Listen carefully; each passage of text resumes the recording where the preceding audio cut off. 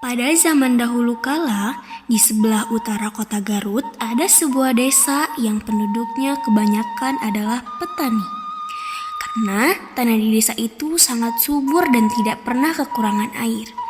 Maka sawah-sawah mereka selalu menghasilkan padi yang berlimpah ruah. Namun meski begitu, para penduduk di desa itu tetap miskin.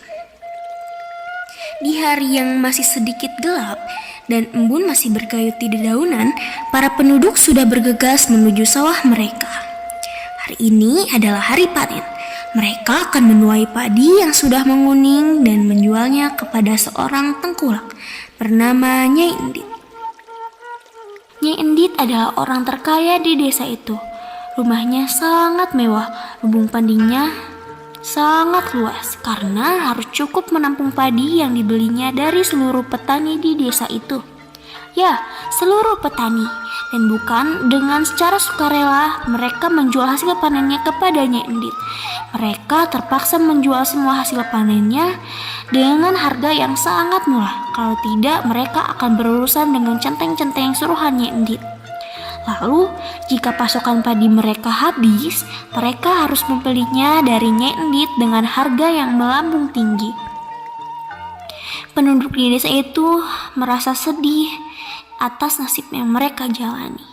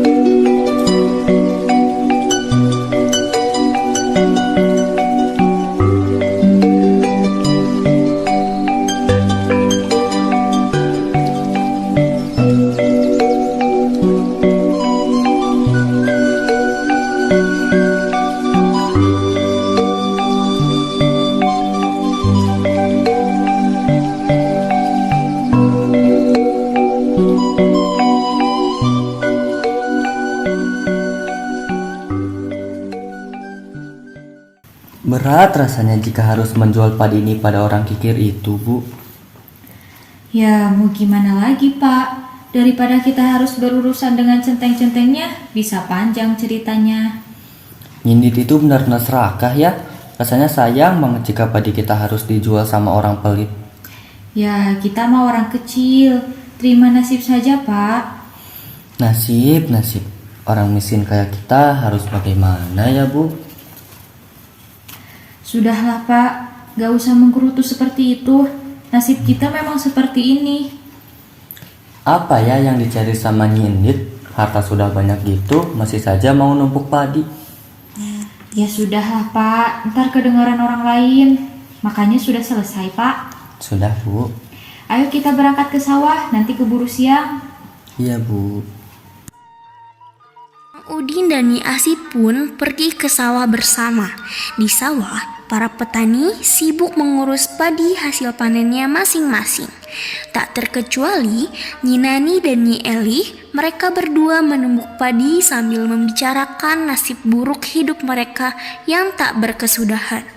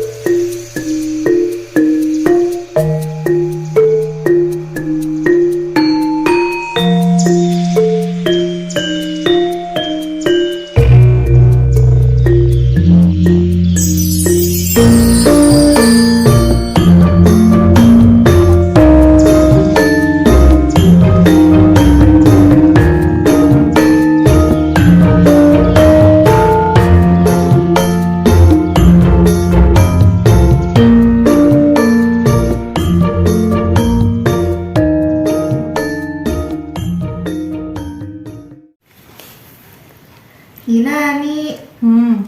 Nani, Hmm. Nani.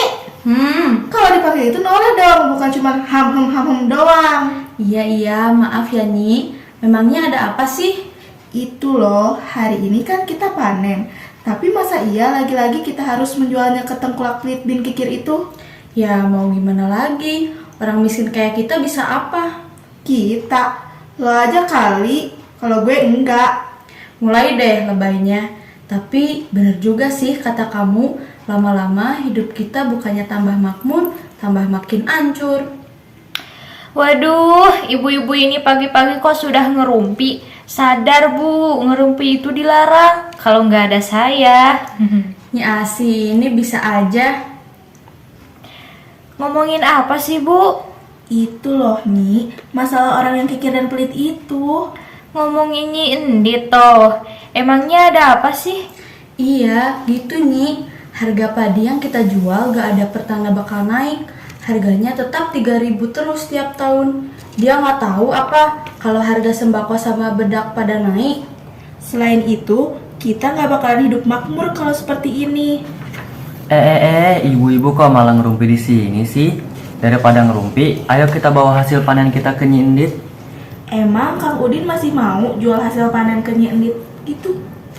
Iya nih, lebih baik kita jual panen kita ke pasar, Pak. Harganya jauh di atas harga yang diberikan Nyi Endit. Sudahlah Nyi, biarlah. Ketimbang badan yang jadi korban centeng-centengnya Nyi Endit itu bisa masuk rumah sakit. Saya sudah berulang kali memujuk suami saya, tapi tetap gak mau peduli.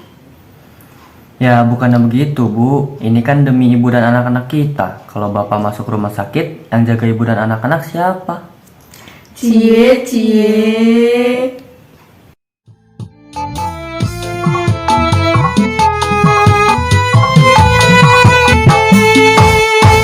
Alun hidung pipi kuning irung mancung putri. Hus, gak boleh kayak gitu. Ingat umur. Tapi kok romantis juga ya. Kok jadi ngelantur ya ngomongnya? Ya udah Bu, bapak mau ke rumah Nyi Endit, ibu teruskan numbuk padinya ya. Iya pak. Mari ibu-ibu. Mari, Pak. Udin pun segera pergi ke rumahnya Endit. Rumah Nyi Endit bisa dibilang sangat strategis, letaknya di tengah desa dengan lumbung padi luas dan besar di pinggir rumahnya. Lumbung padi itu dijaga oleh centeng-centengnya Endit. Mereka berdiri di depan pintu masuk lumbung padi dengan raut muka sangar dan galak. Beberapa waktu kemudian, Kang Udin datang dengan membawa sekarung padi hasil panennya. Berapa harga padi sekarang Bu? Masih sama seperti yang dulu. Berapa? 3.000 per kilo. Kenapa tidak naik? Padahal di tempat lain harganya naik. Apa tidak bisa naik barang sedikit Bu? Tidak bisa, mau tidak mau, harga itu yang bisa kamu terima. Tidak bisa lebih.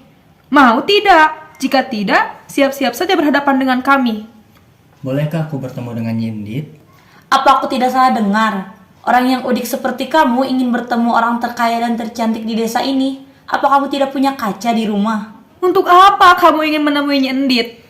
Aku ingin harga untuk hasil panenku naik sedikit saja. Tidak bisa, Nyi Endit sibuk dan tidak ada di rumah sekarang. Lebih baik kamu cepat mengambil keputusan. Jika tidak, siap-siap saja untuk berhadapan dengan kami. Baiklah, aku menjual hasil panenku ini padamu. Dari tadi kayak jualnya. Nih 30.000. Dengan berat hati, Kang Udin menjual hasil panennya kepada centeng-centengnya Endit. Walaupun dengan harga yang sangat murah. Ia pun pulang dengan wajah yang lesu. Namun apa mau dikata, hukum rimba masih sangat kental di desa itu. Siapa yang kuat akan bertahan, dan siapa yang lemah akan hancur. Tak lama kemudian, Kang Udin pun sampai di rumah dan disambut oleh sang istri. Assalamualaikum Bu. Waalaikumsalam pak. Bagaimana penjualan padi kita? Apa bapak bisa menawar harganya sedikit lebih mahal? Tidak Bu, harganya tetap sama seperti tahun-tahun sebelumnya. Yang sabar ya pak. Kapan nasib kita berubah? Tidak tahan aku hidup seperti ini. Kenapa ya Tuhan tidak menghukum si lintah darat itu?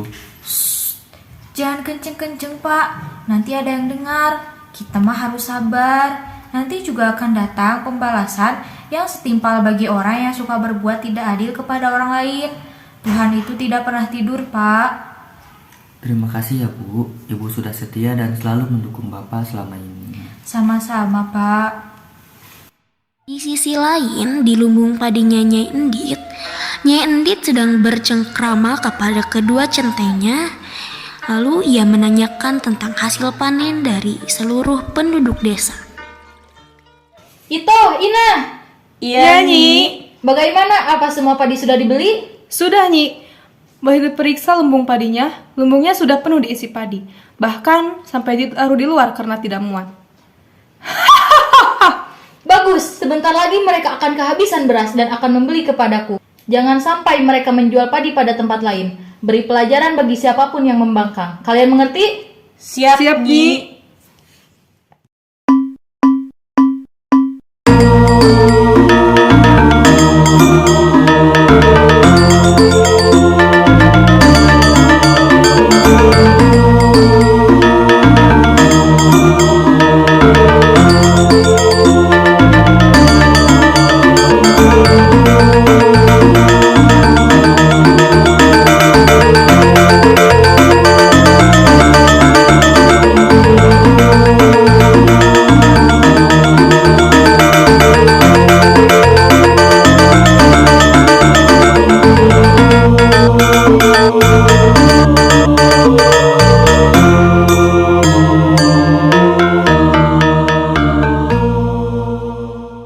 Beberapa minggu setelah waktu panen berakhir, para petani mulai kehabisan berasnya.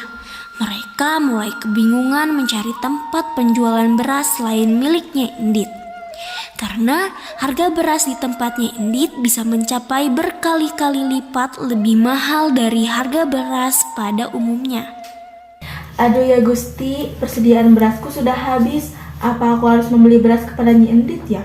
Beras di tempat Nyi Endit kan mahal. Malah sekarang harganya naik 5 kali lipat lagi. Bagaimana ya? Ya mungkin persediaan beras di rumah Nyi Nani masih banyak. Dengan begitu, aku bisa meminta pinjaman sedikit beras. Assalamualaikum Nyi Nani. Waalaikumsalam, Nyi.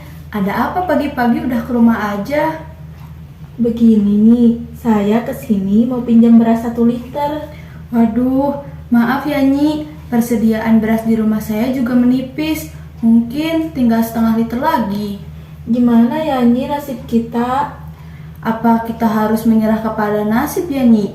Harga beras di tempat Nyindit berapa sekarang? Sudah mencapai 15.000 per kilonya Nyi. Mahal sekali. Padahal di tempat lain hanya 8.000 per kilo. Tapi sepertinya kita tidak akan bisa membeli di tempat lain. Karena centeng-centeng Nyindit selalu mengawasi kita.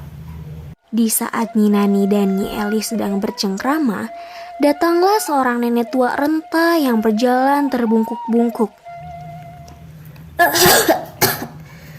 Permisi. Ya Nek, ada yang bisa saya bantu? Nyi, saya mau numpang tanya. Tanya apa Nek?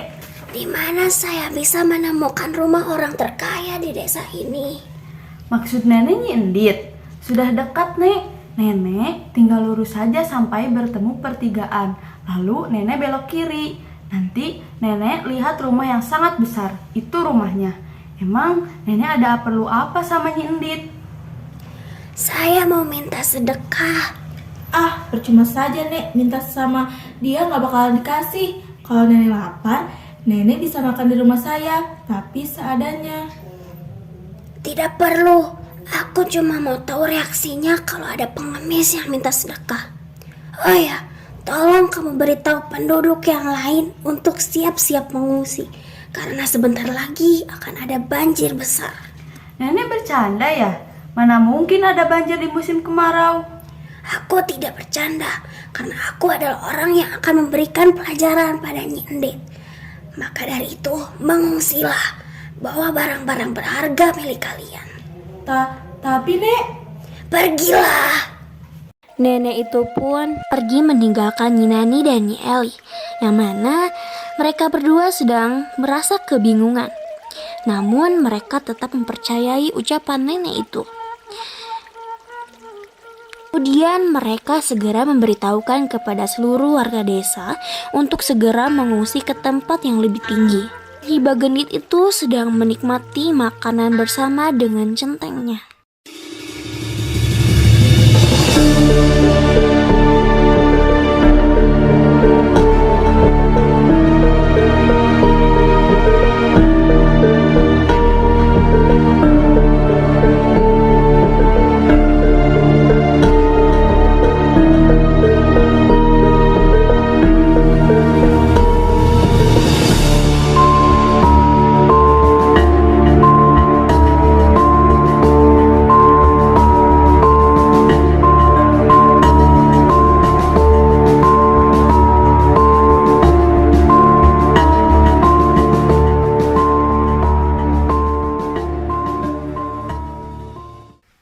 Di sisi lain, nenek tersebut telah sampai di rumah Nyi Endit. Permisi, Cu. Nenek ingin minta sedekah. Hei nenek tua, cepat pergi dari sini. Jangan sampai teras rumah ini kotor terinjak oleh kakimu. Saya mau minta sedekah. Mungkin ada sisa makanan yang bisa saya makan. Sudah 3 hari saya tidak makan. Apa peduliku? Memang aku anakmu. Kalau mau makan, ya belilah, jangan minta. Sana cepat pergi sebelum saya usir secara paksa. Nyi Endit, keluarlah. Aku mau minta sedekahnya, Nyi Endit. Siapa sih yang teriak-teriak di luar?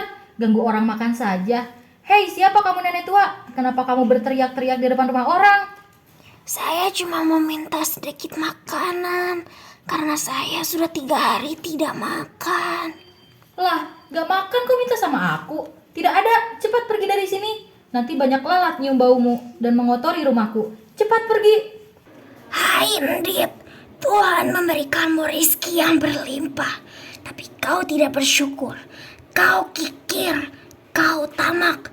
Kau melupakan kewajibanmu untuk membantu orang lain. Lihatlah, kau akan mendapatkan hukuman yang setimpal dengan perbuatanmu. Kau mau menghukumku? Tidak salah nih. Kamu tidak lihat centeng-centengku banyak. Sekali pukul saja pasti mati. Tidak perlu repot-repot. Aku akan pergi dari sini jika kau mencabut tongkatku dari tanah. Dasar nenek gila, apa susahnya nyabut tongkat? Tanpa tenaga pun aku bisa. Sialan. Centeng, cabut tongkat itu. Awas kalau sampai tidak tercabut, gaji kalian akan kupotong.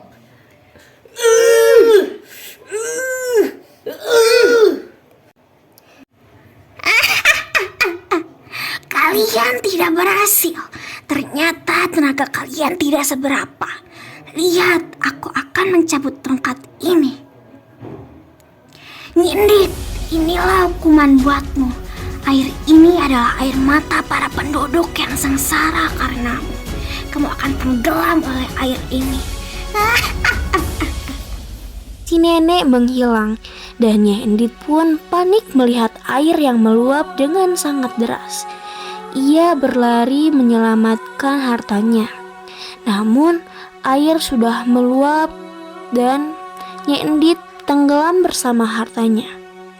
Di desa itu kini terbentuk sebuah danau yang sangat indah. Orang menamakannya dengan Situ Bagendit. Situ artinya danau dan Bagendit berasal dari kata endit. Beberapa orang percaya bahwa kadang-kadang kita bisa melihat lintah sebesar kasur di dasar danau.